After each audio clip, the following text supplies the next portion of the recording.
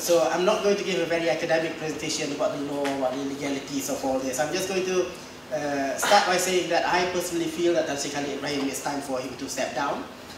Mainly because and my argument is very straightforward, and I'm not going to take too much time to explain this, but I want to go a little bit into the dilemma faced by PAS after this.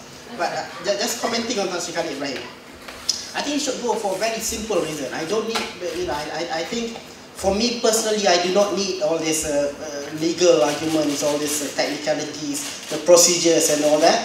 All I need to know is his own party has said that it is time for him to go. And if you join party politics, you abide by your party's decision. If you do not want to play by your party's rules, then you don't become a party politician. You become your own person.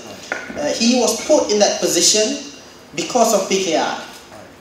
Yes, there are arguments about how PAS supported him, DAP supported him, but PAS and DAP would not have been able to support him if PKR did not nominate him in the first place.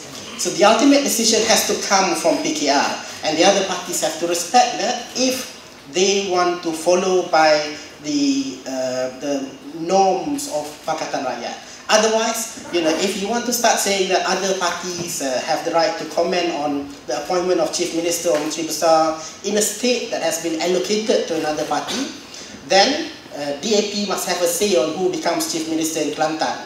PKR must have a say on who becomes Chief Minister in Penang. And they wouldn't want to do this.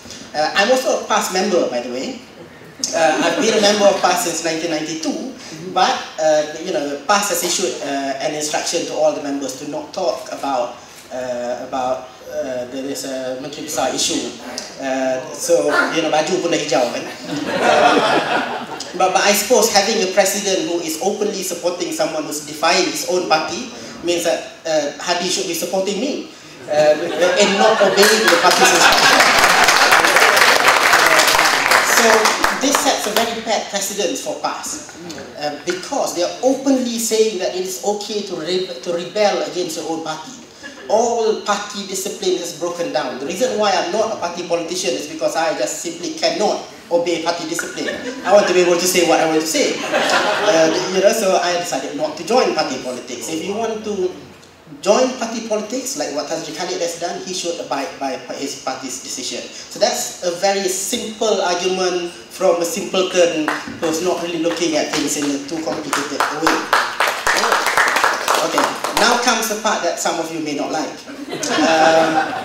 I also feel that this whole mess is actually started by PKR. I'm trying not to look at you here. I also think that this whole mess is started by PKR. Now, if you really go back into the situation before GE13, there have already been moves to remove Tan Sri Khalid. But because I suspect, I haven't spoken to anybody, the deniability is very important to party sources, so I haven't checked with anyone, but apparently there have been moves before GE13 to remove Tan Sri Khalid. But they decided to still put him as a candidate in Pelabuhan Kelang. And my suspicion is because they want to avoid the possibility of the other side challenging them on who will become the next MB. And they also want to avoid this possibility of the other side, BN and UMNO especially, saying that, if you say that the administration has been so good, why are you not nominating your previous MB again for this election? So all this will create political problems. So to avoid the problems and to avoid dealing with it head on, they put him there. And then, having campaigned for so long saying that, the administration was so brilliant, Tan Sri Khalid is not corrupt, he has saved 3 billion ringgit of the people's money. Now they cannot find a reason to not make him MB again, because he is such a brilliant person according to them.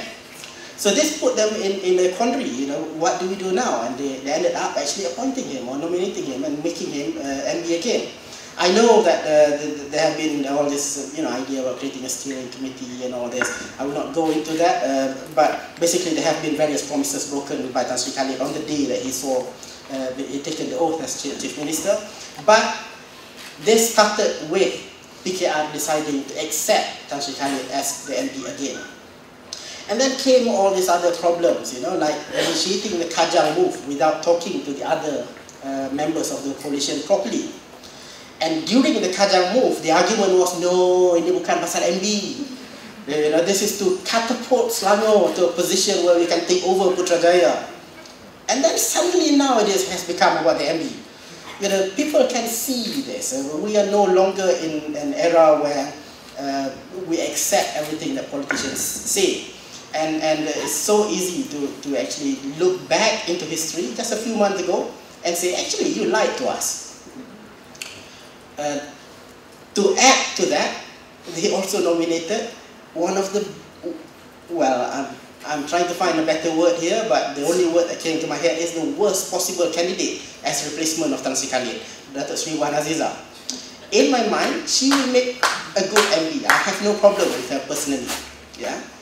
But to put her, while she is still the wife of Anwar Ibrahim, smacks of cronyism, nepotism, corruption, everything that Pakatan is supposed to be fighting against. It also shows desperation, you know, as if PKR does not have any other candidates, and the reality is they probably don't.